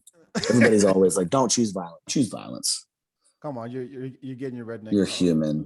Yeah, You're showing I your know, I'm getting a redneck little side bit. right now. Yeah, I've been drinking too much whiskey. Damn What is it! it? I wish I Noon wish I on a could find it. Friday. Was that? It's noon on a Friday, and I'm already 2 glasses of whiskey deep. It's not how I usually am, but yeah, I get a little violent. I get the whiskey in me.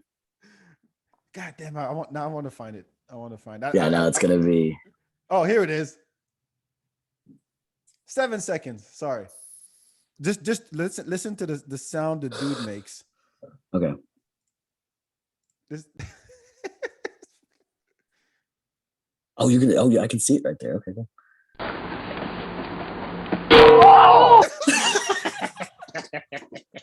I'm sorry, but this gets me every time. Look, I'll play it again. I don't give a fuck. No, that was fantastic, man.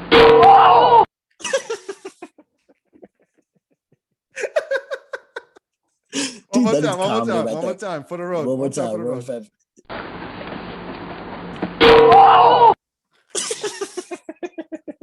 Dude, and seriously, it's fucking every time. Oh, fucking Oh crying. man, dude, that is fucking the best, bro. Listen, here's a what is it? I can't remember. I think it was Patrice O'Neill or Ralphie May, one of the two, Mhm. said that it is rare that you will write a joke as funny as that. Like, because you That's like, hard. even though it's a joke, even I mean, with comedy, we can write and write and write and write, Mhm. and even the best joke that you'll ever write or the best joke that I'll ever write will never be as funny as that, right?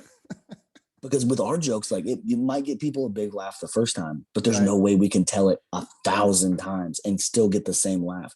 I can watch that video 1,000 times, probably in a row, and still laugh just as hard I did the first time as the last time. That's comedy gold, bro. People getting hurt, or people like that dude probably lost some memories right there. Like that dude's a part of that dude's childhood exited with those noise. That noise was that dude's childhood leaving his body. Like, dude, that dude's gonna be a different person when he wakes up. Like it's like doing And mushrooms, bro. you know Like you're not. the beauty of it is that you don't need to know what happened before or what happens after. It just Okay. stands alone as the joke. Like there's That I dude don't could care who totally those deserve guys it, are. or he was an innocent bystander. Exactly. I don't I'm care happy why either he way. got knocked out. And he did get knocked out. He did get knocked out. You don't make that kind of sound. That You was don't a even see him fall in the clang, video. bro. You don't see him hit the ground in the But you video. know you know He it's did, but cold. you don't see in the video. It's like that's all I You need know to that dude's hear. cold out. Oh my god, this is awesome. Oh, it's fucking fantastic, dude. I love it. I love it. All right, we get at 1:30. This is Okay, man. man. I'm telling you, Dude, it I had goes some fast. stuff. I had some stuff what did we not cover? I want to tell you. So y'all were talking about mushrooms on the last podcast. I gotta tell you about mushrooms. So real quick. We'll do that on the bonus one. Oh, Oh, actually, no, perfect. fuck it. No, fuck it. Let's go. I have no. Okay, cool. Yeah, go ahead. Okay, we can cut it all out. I mean, you can cut. Oh, no, go ahead. Cut whatever you want. So, very recently, a friend of mine, comic friend of mine, he's from New York, right? Mm-hmm. He came down for a couple of weeks, and he was going to Big Bend, and that's where I was born, right? I was born at Big Bend National Hospital in Alpine, Texas, so it's in West Texas. And the beautiful part about Big Bend is it's got beautiful mountain ranges, right? It's called the Fort Davis Mountains, and so it borders Mexico. So we share a mountain range with Mexico, right? And Mm-hmm. so it's one of my favorite places in the world is Big Bend, right? And so he was heading there, and he was like, we're just talking, having a casual conversation at a mic, and he's like, yeah, I'm going on a camping trip. I was like, awesome, where are you camping? He was like, Big Bend. And I was like, oh my gosh. And I was like, do you have mushrooms? And he was like, no, but I've been trying to find some. And I'm like, dude, I got to get you some mushrooms. And I used a line. It's from Willie Nelson. It's one of my favorite lines. Mm-hmm. Is he said, you can't go to God's country without a telephone. You can't go to God's country without a telephone. Yeah. So you can't go to God's country without a telephone. So basically the mushrooms are the telephone. Oh, you know? got it. Like you're gonna go speak, you're gonna go talk to God. Like you're going to God's country, you're going to where God is. Like it's one of the most beautiful places on the earth. Mm-hmm. And you can't go unless you have a telephone. So you need to take some mushrooms. So I got him some mushrooms, and man, dude, called up another comic friend of ours, a guy that sells them, and I was like, hey man, I don't know what you're doing, but I need some mushrooms tonight. And so I got him some mushrooms, and he went. He was like, dude, it was the most exhilarating, like up in the mountain air of West Texas, and just all the beautiful sights, all the animals. And, he said it felt like I was back in the 1800s, where like there was nobody, because there's nobody out there, So you almost feel like it's still how Texas was when Texas, wild. when the plates crashed and the mountains came out of the ground. Like it feels like and there hasn't been a person there since. Like there's places that you can go where you go 100 miles and you'll never see a structure. You won't see, you might see a plane fly overhead, but besides that, you see some cows and some aoudad, which is a mountain goat, or some deer, some mule deer, some elk. But besides that, there's no humans out there. Like it's very, very, very low population. Did you do anything while you were high on mushroom, or did you just like take it all in? Oh, he said they just had like a religious experience. Like he could just like feel he's like, I've never been anywhere where it's like, like this is nature, bro. Like this is just having a connection with it. They were just walking around talking, and I haven't really. We need to have like I think I'm going to go on his podcast, or I'm going to bring him on mine. We're going to have like a lengthy talk about it. Find out what happened. But yeah, I'd love to know. So you a mushroom guy? I've done mushroom twice. Okay. The very first time was there's an amphitheater in New Braunfels. We were going to see Ghostland Observatory. Okay. So, and we floated the river. Dude, taking mushrooms and floating the river is one of the best experiences. So get this. We take the mushroom, and here's the thing about me when I do this kind of stuff is that psychedelics. I'm so caught up in the effect that I'm like, it's kind of like I'm preventing it from letting it hit me.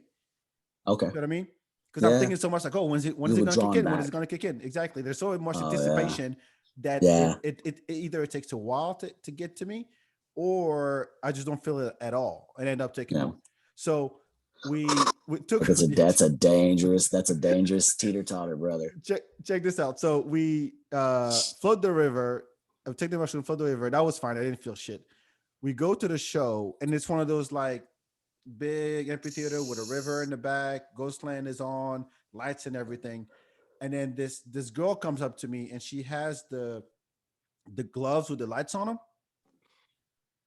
White woman, yeah, of course, with like ponytail and then like fluorescent outfit and everything. She was glowing, like, and she's freaking you out, you out. And I tell my girlfriend at the time, I'm like, she's like, "Back, you're high as fuck right now." I'm like, "No, I'm not, and I'll prove it to you. I will follow her hand movements with my head." And she goes, so she comes up to me. The confidence behind thinking you can do that sober. Exactly. And so she goes in front of me, and then she just puts her hands. She starts doing all these finger things and like twirling lights and all that. And I'm just like following with my head like a fucking maniac, like a lunatic, just following it. And my girlfriend is dying laughing. She's dying laughing, and she goes, "Back, you're high." And then the girl stops, and I go, "See, I told you I could follow her head. You're still I can thinking follow you did fingers with my head." And she goes, "Yeah, you look like a mental patient. Anybody's looking at you right now. You look like a fucking retarded kid that can't understand shit. Just following this girl's lights on her gloves. Just a 9-month-old baby can't keep his head up." And I said, "No, I'm totally fine." She goes, "No. You would have never done this sober." I'm like, all right, maybe you have a point. Yeah, but I did follow her hands. I did follow. I didn't say it was going to do anything, but I did say I was going to follow her hands. That is hilarious, man. That's great. Russian trip. Yes, dude. I did a lot of mushrooms in high school, and then since I worked on building power lines for 9 years, and so I didn't do a single. You can't do drugs while you're doing that. So I didn't do it. I quit drugs completely. Never did a single drug. And then when I got out, I started doing them again. And mushrooms are my favorite, man. Like I'm not into, I joke about cocaine on stage, but I'm not really I'm not really crazy into that culture. I don't really like it. And I see how it like ruins comics. If you look at any of the really good comics, a lot of them did it, but a lot of them got to the point where they were like, it's horrible for you. So I was like, why not just skip that whole process? You know, I mean, fans find out about it and those cocaine jokes I do are fucking ruined, but really the behind it, I'm not crazy about it. I smoke a little weed every once in a while. My mom watches this, she'll probably be upset, but sorry, mom. Oh, what's that? But I think one of my favorites is mushrooms, man. If you just need a good reset, like anytime my depression is just getting a little too high, I'll take some mushrooms, and I just have like I don't get like a very good visual experience. But mine is I just do breathing exercises while I'm waiting for it to kick in. Like I'll just do like breathing. And it works faster for you? Oh yeah. Because you're just letting go. You're just, hey, whatever happens, happens. And you just go on this like, not like a vision quest, but like you really get into your mind and just like, let's find out what happens, man. Let's take the key, unlock this door, and fucking throw that key away, man. Let's figure out what's behind this thing, you know? Oh. And I think it's one of the most, like anybody that's depressed, anybody that I talk to is like, man, you know, I'm dealing with depression right now. I'm like, take 4 grams of mushrooms. If I can go outside, find you I'll get you a blanket, you know, set you down on a blanket, sit cross your legs up, and then just do some breathing exercises and find out why you're depressed. 9 times out of 10, you're going to come out on the other side feeling like a much happier person. All right, you're on. We're going to do that. We're going to do that one of these days. Come on, man. We find the mushrooms. We'll go out. I'll show you how to do breathing exercises. It's spiritual. All right, in a secure environment. I'm a dad. I can't be doing all this shit. No. Don't go do mushrooms with Marty Clark. That's a different kind of mushroom. Okay. Thanks for the warning. He'll take you down 6th Street, show you some lights. He'll do this in front of you. Yeah. Oh. Marty's an animal, dude. Somebody else, the second time I did mushrooms, somebody else did that for me. And it was a dude, and he didn't have a shirt on. I was sitting on the couch at a party. And I'm like, what is it with people with the gloves and the lights in the face? Like, fucking get out of my face. Anyway. Yeah, that's the thing about like psychedelics, like that people love like the visual experience, you know? If you want a visual experience, buy you a 72-inch TV and turn on some crazy shit, you know? Right. Like, I get it. If you're doing mushrooms, it's psychedelic. Like you gotta go on it, like learn something from it, you know? Like look, man, do something with it, you know? There's a lot of drugs like Molly. Like if you want like a visual experience, go do some Molly, man. Go be a teenage white girl. Go have fun, you know? But mushrooms, man, if you're not doing mushrooms for like the realization or the mind reset, like it's a medicine, man. I'm a believer in mushrooms, man. I would tell you this one last. Sound like a dirty hippie, but yeah. No. Look, you're. So I went to there's this festival called Art Outside. If you've never been, they don't do it anymore. So I guess maybe they'll bring it back. But it's like a mini Burning Man in Austin. Are you familiar? Oh, nice. Yeah. It's way out on the ranch, like an hour and a half east of Austin. I had a girlfriend that went there. Art Outside? Yeah, without me. Yeah, she was she was going to things. She was like taking Molly. And I was like, I don't want to go because I was working at the time, and I was like, I'll for sure take some Molly and get messed up, and I don't need to be in that life. I did some the first night, and I lost my girlfriend because there's no phone reception. So if you lose your friends, you lose your friends. You're on your own all night. Yeah, you're on a journey, Jack. Dude, I was in this dome, this giant dome, with some of the best sound system I've ever heard in my life. Ugh. And I'm like, I'm just gonna squeeze into the crowd and just enjoy myself. I squeeze into the crowd. I'm dead in the middle, and I'm just, close my eyes. And then I'm just feeling it, and I can feel everybody around me like walking by me, and in my head I'm jamming to the music. I'm big on like music, like you feel music in your soul type shit. Like I'm big on that, dude. Right? And I'm just I got an album for you. Yeah, and I'm taking it in. I'm just like, yeah, this is the shit. In my mind, I'm jamming, but I'm not even moving. I'm not even doing anything. I'm just standing there, really. But in my mind, I'm like, whoa, with nothing. You're just stone cold silent. Seriously. Yeah. And people walk by me. They didn't bump me or anything, but I felt it all. Yeah. And I did that for like 15 minutes straight with my eyes closed in the middle of strangers as a black man. and I opened my eyes, and I kid you not, there was a monkey on the turntables. And here's why. Like a monkey. It took me 30 seconds to realize it was a puppet. Oh, okay. But in your head, you're like, in my head, it's fucking monkey. I'm like, That's a there's a chimpanzee monkey. right there, motherfucker. Yeah. And That is wild. it was two dudes behind a black curtain Yeah. and with a monkey puppet, and they were spinning records. Oh, okay. But in my Yeah. mind, when I opened my eyes for 30 seconds, I'm like, dude, there's a fucking monkey in there. There's a monkey spinning And records. was it one that looked like really looked like a monkey, or was it Yeah, he had a obviously a hat on puppet? and everything, and a little like jacket. I'm like, they dressed it up and everything. It was seriously. I think the You got a band is. monkey DJ. Hold on. If I let me look up the name. I can show you what it looks like. Yes. Oh fuck. It looked like a space monkey. It's Okay. the group is called the Fungineers. If I ever, yeah, there we go. You see that? Okay. Was that the thing that was on stage? Yep. It was a monkey. It's purple. It's purple with a unicorn. There's a monkey up there. There's a monkey up there. That's how I fucked can up I imagine like the was. people. Oh yeah, man. That stuff, like, and I'm not crazy about those. Like, those, like, I've known some people that are like, man, you gotta try it. I'm like, nah, man, I'm a grown ass man. I don't have to do anything. But I don't. It's just like I can see the draw and I can see the appeal to it. I've just never been in the situation that I'm like, nah, I could use this. You know, I need this. Yeah. Like I get into music anyway. Like I was gonna tell you, if you're, well, we'll save it for the thing that Yeah.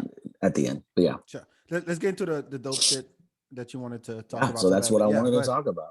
So I think everybody, if there's one thing that I think everybody should listen to, is Sturgill Simpson's "A Sailor's Guide to Paradise."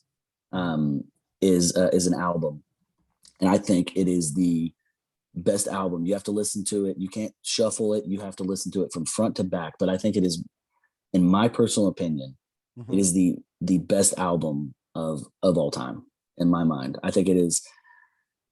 He tells a story throughout the entire album. It's got some of the best. He's a beautiful musician, got a great voice. He's got a bunch of good records, a bunch of good albums. But I think that one personally is my favorite. And if you like mushrooms, take you 3 grams of mushrooms and then put some headphones on and listen to that album. It is religious, bro. It's great. It's a country album. Yeah. But he's got kind of like a jazz, blues. Yes, that's what I've known him for. That Yeah. I can't say Also, that I do know you his know music Sturgill? well, but Okay. it's deeper than country. Yes, dude. Yeah, him and Tyler Childers are one of my favorites right now. And Tyler Childers still has the same kind of vibe as he does. Also, a great. Everybody that's like, oh, fuck country music. I'm like, listen, bro, listen to these 3 songs and tell me if that doesn't change your mind. Like, you don't, like, you think you know country, but that's not. Like, this is country, man. This is what people, when people are like, yeah, you listen to Florida Georgia Line. Yeah, it's not country, man. That's dudes in skinny jeans doing pop, you know, and passing it for and saying they're doing country. That's not country music, man. Same thing happening in hip hop. So the dudes in skinny Oh yeah, jeans. for sure. Oh, for doing sure, pop. bro. Little Nas X got fucking But rainbow I hair. don't fucking care. I don't. And then a book. There's a book. There's a book that I just read that I think really encompasses art, and but it's called The Magic Strings of Frankie Pesto. So it follows a guitar player throughout his life. So it's the 50s, 60s, and 70s. And it takes it like he opened up for Elvis. So it follows his life story, but it follows it from the perspective of music. So music is a living, breathing thing, and it gives out talent, right? It's like when you're born, it gives out there all these different abilities, or like kind of there it is. Yeah, The Magic Trees of Frankie Pesto. And man, it's just like I'm big on reading. I love books, but I think for a long time I had like probably like 5 or 6. When you ask me like, hey, what's your favorite book? I'm like, well, it's hard to classify that. You know, these are my 5 favorite books. You know, and but this one I think it has made it to my number 1. It's a beauty. You can get it on audiobook is also, and I don't like a whole lot of audiobooks, but every once in a while, every time Matthew McConaughey drops a audiobook, I'll fucking listen to that every time. But other than that, I don't like audiobooks. Like I like reading it, you know? And so it's a great read. It's a great listen. Like I think everybody should, when you ask me like, what is one dope thing you should plug? I was like, man, I think a lot of people should listen to the Sturgill Simpson album, Sailor's Guide to Paradise, and Magic Strings of Frankie Pesto. Dope, So man. Dope shit. yeah, Dope shit. thanks, man. Yeah. By the way, we had all the links and everything in the show Oh, notes. cool. Yeah, we always do. Oh man, that's Because I awesome. mean, I think that it's important for people to.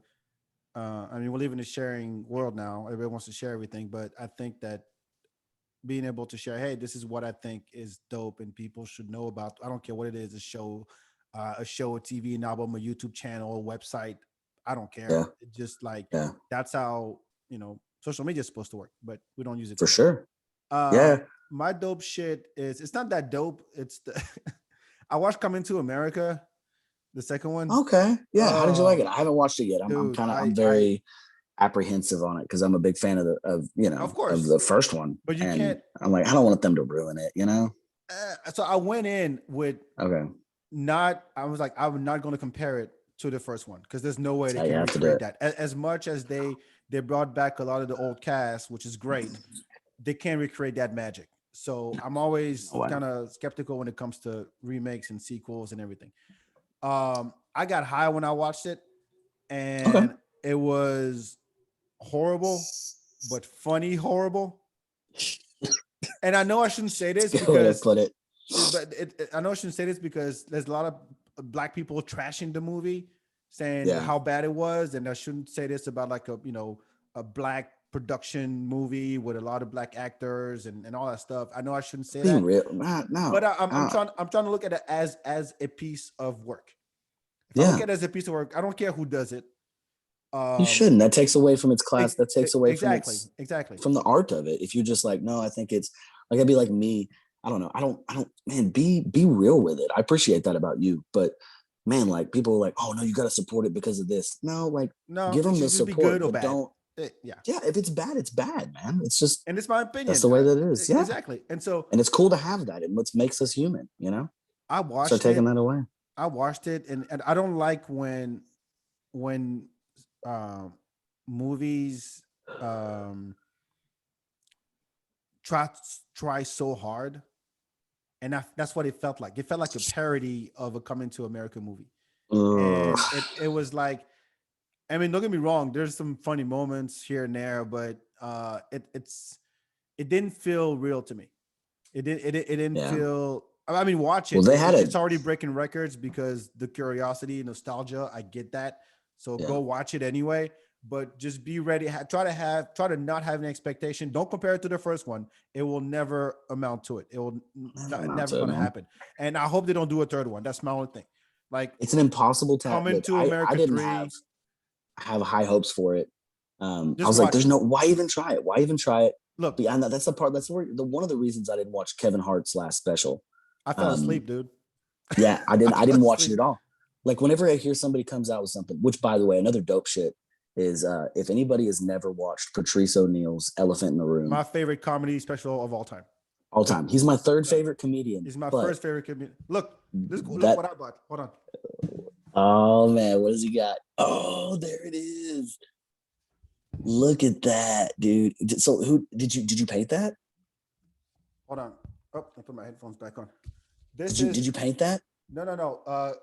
Chris Rogers is a local artist, and he does Okay. live painting at shows. And I was at the big ass comedy jam at Vulcan last Sunday, Okay. and he Yeah. was painting a Patrice O'Neal portrait. Oh, And I'm man. like, I'm buying this.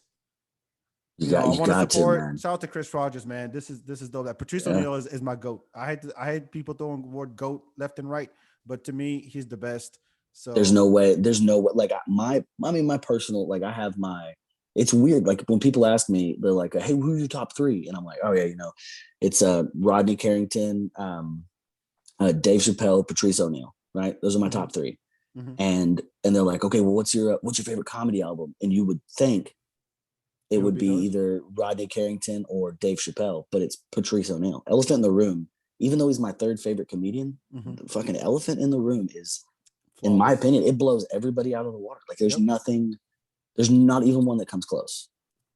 It's like Elephant in the Room, and then like fucking there's just a bunch of empty dead space, and then Dave Chappelle's Sticks and Stones, maybe Laugh You Bastards by Rodney Carrington. That's just personal favorite. Uh-huh. And then like from there, a couple of Bill Burrs I know. But and then maybe like a Joe Rogan one in there because I don't give a fuck. I love Joe Rogan. And but I mean, past that, man, it's elephant in the room is if you're looking for artistry, man, he is just it's flawless. It's fucking bro. flawless. And he did that in one take, not like one, like he did, I think he did 3 shows. But if you watch what I hate about, I don't know if you look at comedy this way, but one of the things I notice about comedy shows is when I'm watching like Bill Burr's, if you watch, I think We're All the Same, or I can't remember what that album, it's the one in 2012. And if you watch it, in the front row, there's 2 white women and an Asian lady and a black guy, right? And so like it pans over and it looks into the audience, you can see them, and then it'll go back. And then like maybe 5 minutes later, it like goes back and there's different people sitting there. And it's just like maybe all black guys or all white guys. So they take like the best from 4 different shows. And it's like, there's something about that like I appreciated about Patrice. He took a fucking one take. He did the entire, he didn't cut anything. There wasn't anything. He was the same. He talked to the same white lady the whole time. He talked to the black lady up in the front. Yeah. And he talked to like the brother that was sitting there. The brother like, with the white girl. This is top the brother shelf. With the top shelf white girl, man. He just, and he just the way he looks like, he's like, oh, all right. Anyway, and he comes back and he's like, or he talks to the black gal, and he's like, how long do you think that they would look for you? Yeah, not long. Come on, for her. Oh, she's like headlines. You know, she's Dateline 24 hours. You might make it on the local news, maybe, but they're not looking for you. You know? Why can't I harass you? At the job, or the boat, at the job, at the workplace, like happy harassment day. Hey, can I? Nice to meet you after. Fucking look, I like the titty meat. What I don't know what you call that. Like he's like talking to the like interacting, and then his analogy about the fish on the boat, dude. Are you gonna be? Why do you still have a boat? What are you gonna? Why do you still have a boat? So you can smell fish on me, so you know I have the ability to catch fish, so you can act right.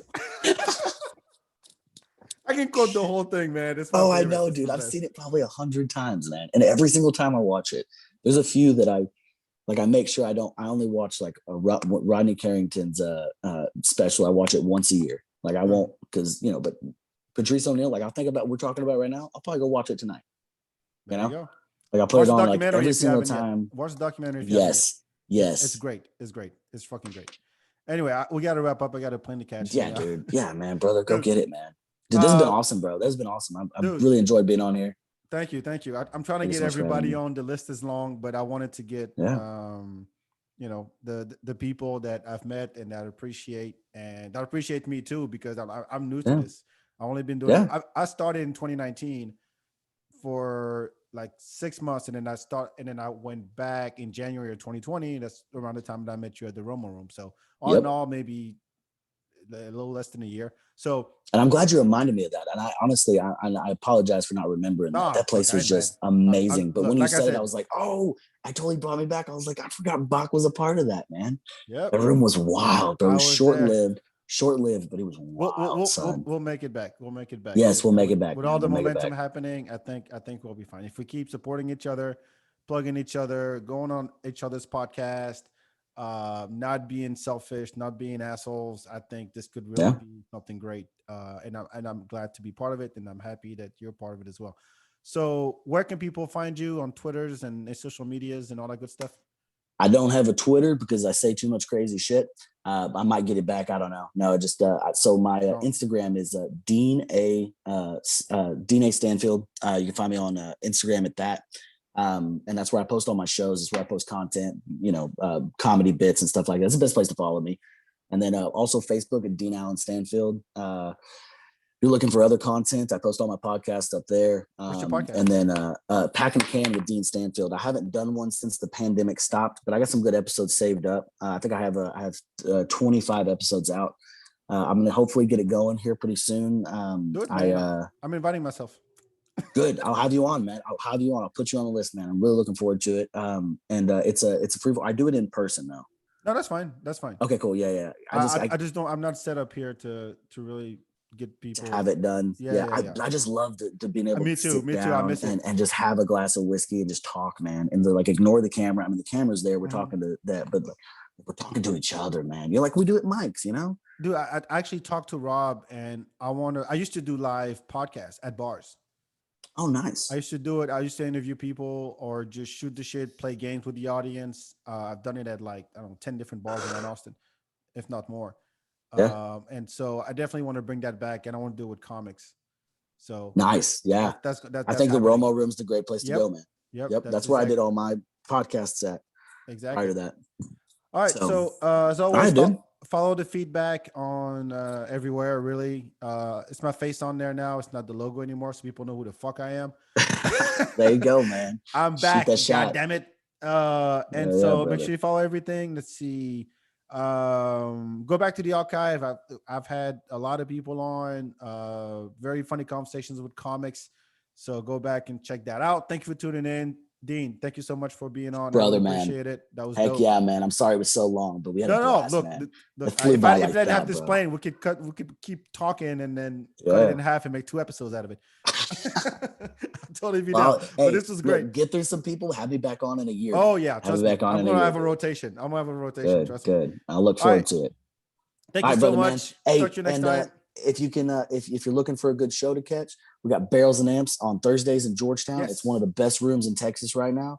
If you ask any of the comics, they'll tell you. Any of the audience members, they'll tell you. If you're looking to see a good show, we got great shows going on every Thursday at 7:30. Come on down. So cool. Thank you, sir. And gun hands.